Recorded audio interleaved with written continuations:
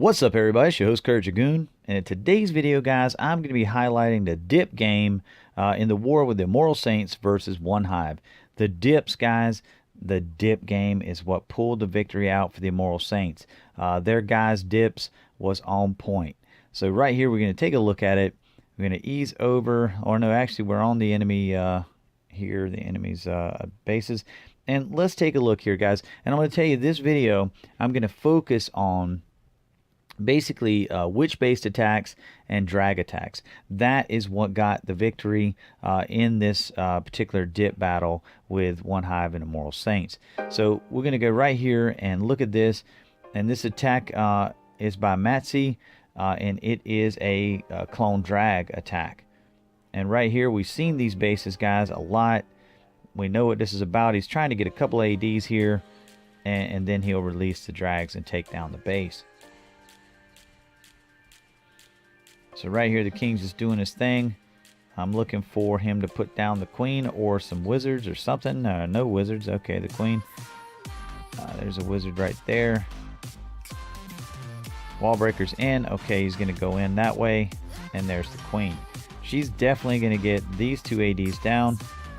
And he's going to save, I guess, the Grand Warden for the drag attack.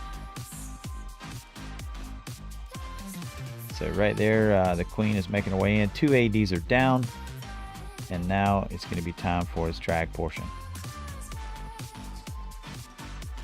And here they come. He's going to deal with these air defense right away. And he's got the Grand Warden behind the drags. Just kind of bolster him up with his ability. And right here, they're moving on. Everything's good. Rage spell down. Going to get some value out of that for sure. And that clone spell is coming in eventually, right in here, probably in the core. And he has elected to use it on these balloons. And I've been told when you do it that way, it is called a clone bone attack. So that's what I've been told, guys. I don't know, but I trust my sources. So right there, even got a dragon cloned at this point. Look at there. And the Warden's ability has been used as well. And as you can see, the base is a wrap. It is done. Great job, Matzi, on this attack. I'll speed it up because it's just a matter of cleanup. Man, there's a ton of dragons left on this attack. Amazing. And so Matzi decided, one 3-star wasn't enough. He rolled down to number 8 and smashed that base once again. Or smashed another base, rather. And as you can see now, this base is set up way different. And Matzi's using the same attack. This is the air defense is in 4 corners of this base. So he's going to get this one right here with his queen. And I'm sure he's going to try to take another one out, maybe with his king and a wizard, possibly. We'll see. Okay, so the queen's job is done right here. She is going to die. And fast. Okay, so he's going to use his drags and balloons to take out this one. And here comes the Grand Warden. I'm just curious here. He's got a plan for these ADs, I'm sure. There goes the clone. And here we go. The Grand Warden has used his ability. Core shot is good. Everything's looking good right now. And now here comes the BK.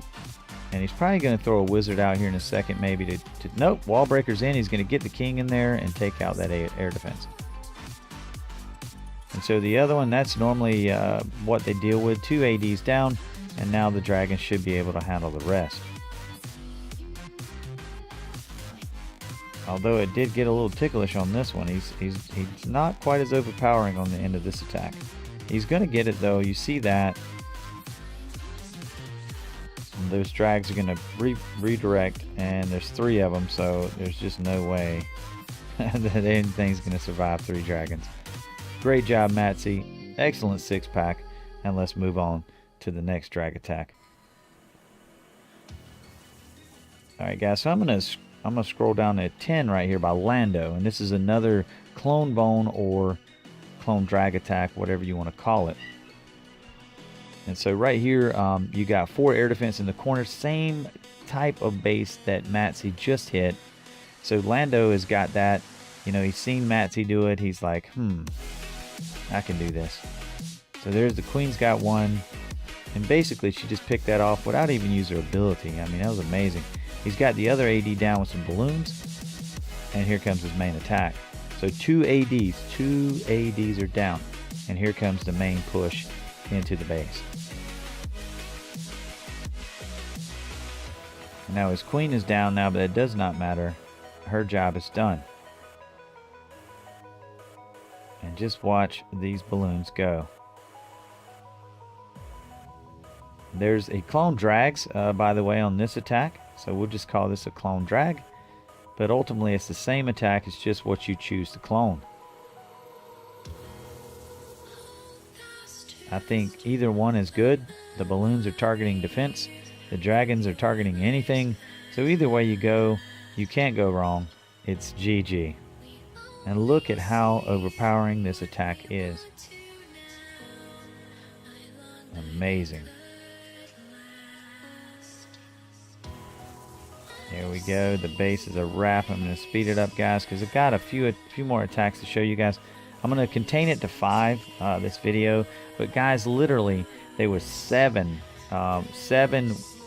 drag and witch based dips in this video. Plus there was even another dip of another style of attack. But I just wanted to focus on witches and drags in this video. So right now I'm going to scroll up to number 9. And there was a couple of these attacks. This is basically a Town Hall 10 witch slap. And there was a couple of these attacks done. And there was a couple of bow witch attacks done. So I'm going to show one of each. And just to show you witches and drags are definitely Bay at Town Hall 10 or Town Hall 11 v10 dip game.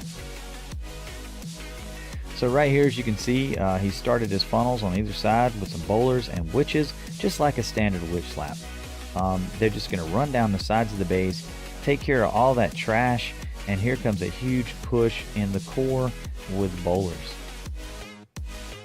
So the witch slap at a Town Hall 10 and 11 version is a lot different than a Town Hall 9 version.